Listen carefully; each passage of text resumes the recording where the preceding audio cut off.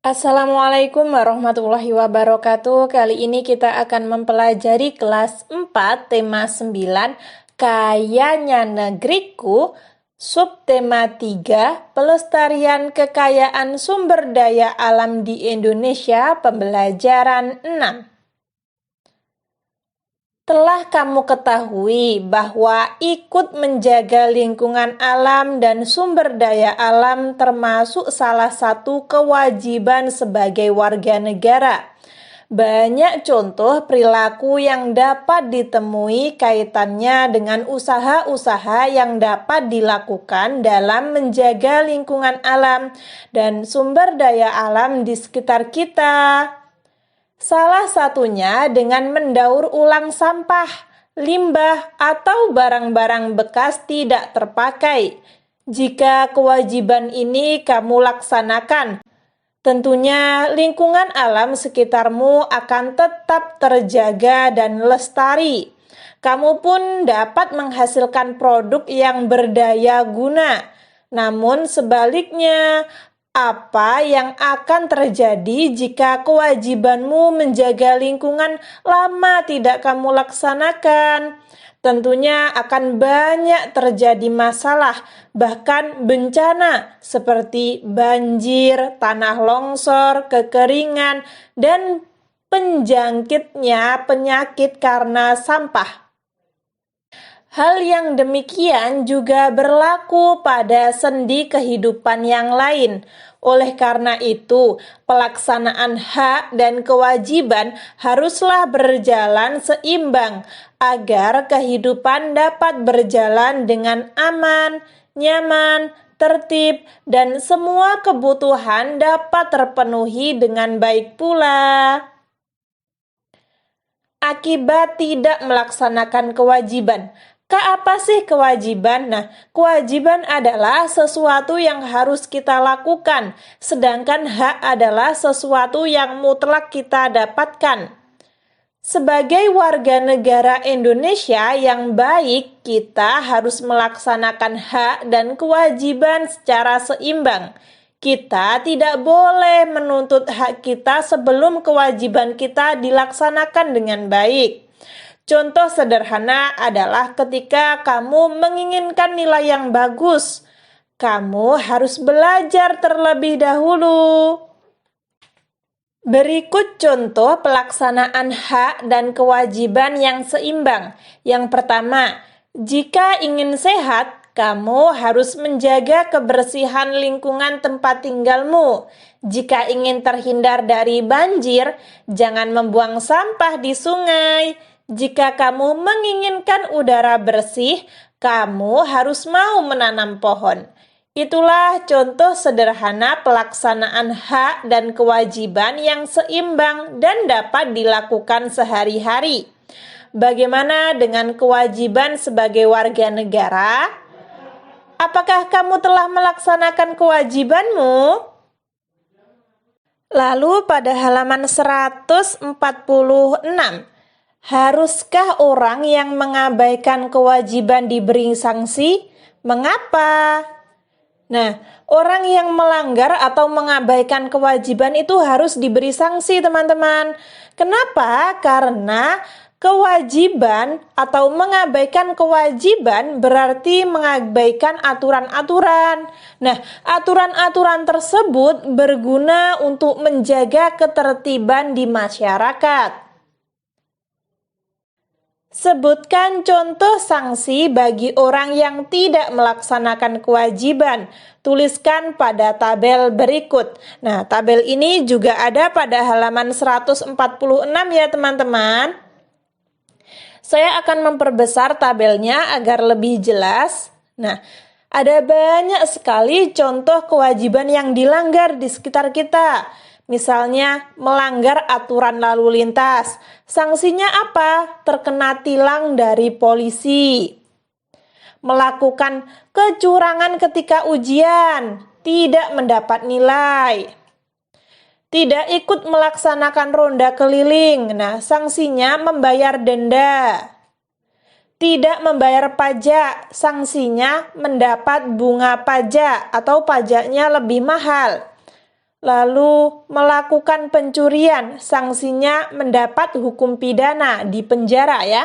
Lalu melakukan korupsi, nah contoh sanksinya mendapat hukuman pidana yang berat. Tidak melaksanakan perintah agama, mendapat dosa. Nah, semua itu ada sanksi, ada sebab akibatnya, teman-teman. Mungkin ketika teman-teman mempunyai pemikiran lain atau ide lain, tidak apa-apa teman-teman, tidak harus sama kok dengan saya. Setelah itu, akibat tidak memperoleh hak. Undang-Undang Dasar 1945 telah memberikan jaminan akan pelaksanaan hak dan kewajiban warga negara, sehingga tidak dibenarkan jika warga negara hanya melaksanakan salah satunya. Apakah itu hak atau kewajiban?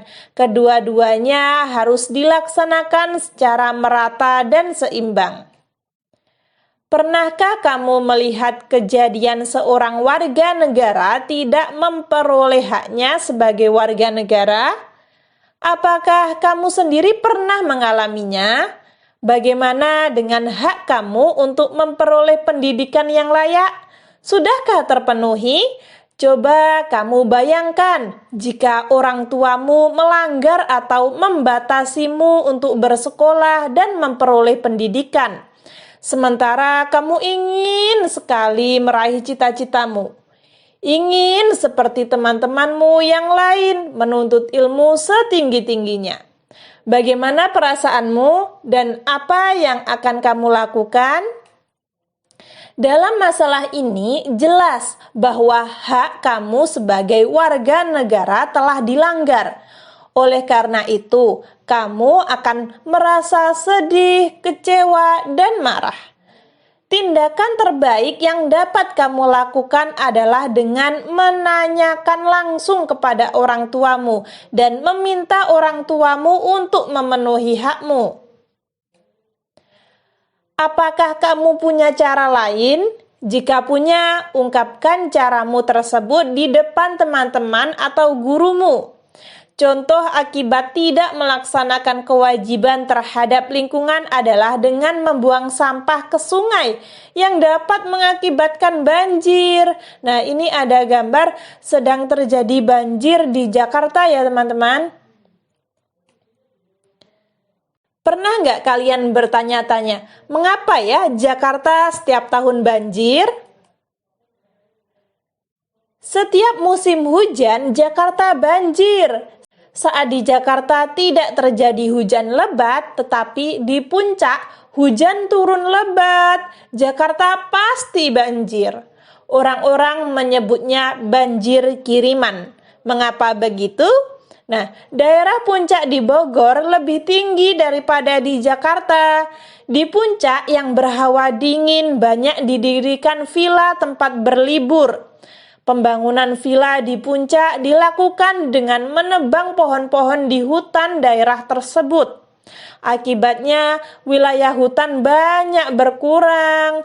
Ketika di puncak turun hujan lebat, air hujan terus mengalir ke bawah karena tidak ada akar-akar pepohonan yang dapat menahan air hujan di dalam tanah. Air hujan terus turun ke daratan yang lebih rendah hingga berkumpul di sungai. Air sungai akan mengalir deras menuju laut. Jakarta berada di dekat laut. Sungai-sungai di Jakarta menerima aliran deras air sungai dari Puncak dan Bogor. Jika sungai di Jakarta cukup besar untuk menampung derasnya sungai, tentu tidak akan terjadi banjir. Namun, sungai-sungai di Jakarta banyak yang sudah sempit dan dangkal. Selain karena lumpur, sempit dan dangkalnya sungai di Jakarta juga akibat kebiasaan buruk warga yang membuang sampah ke sungai. Selain itu, tanah terbuka untuk resapan hujan di Jakarta semakin sempit. Banyak lahan sudah berubah menjadi gedung dan disemen. Ketika hujan, sedikit sekali air yang dapat diresap tanah. Sisa air hujan mengalir ke selokan dan berlanjut ke sungai.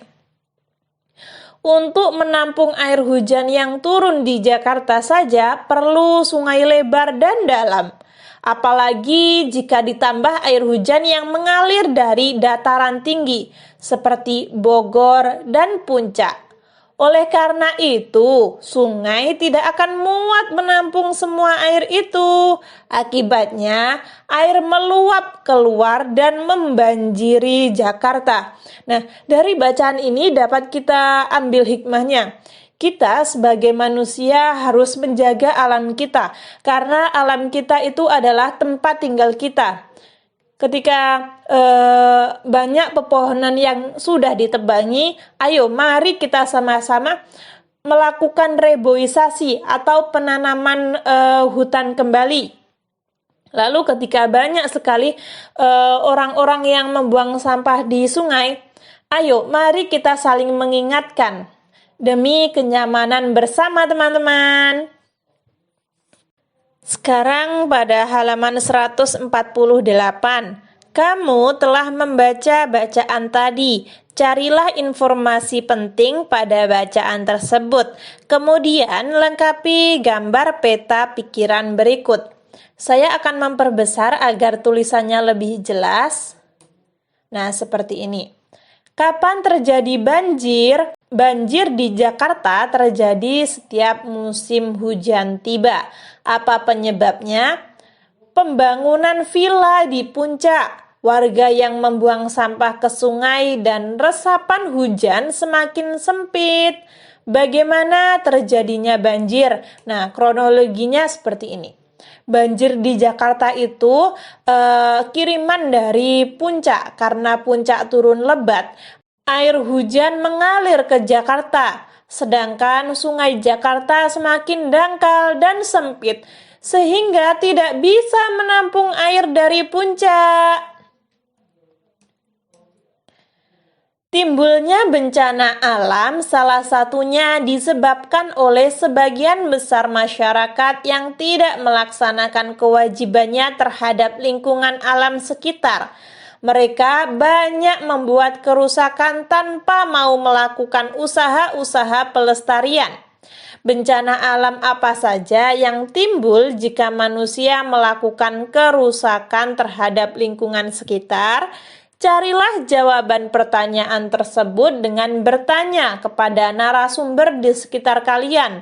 Kalian bisa bertanya kepada bapak atau ibu guru, orang tua, orang-orang di sekitarmu, teman, tetangga, kakek, nenek. Lalu kalian tulis di sini laporan hasil wawancara. Saya akan memberi contohnya. Hasil wawancara. Nama, kalian bisa menuliskan nama kalian sendiri-sendiri ya. Misalnya nama kalian Wafikna Nailal Muna.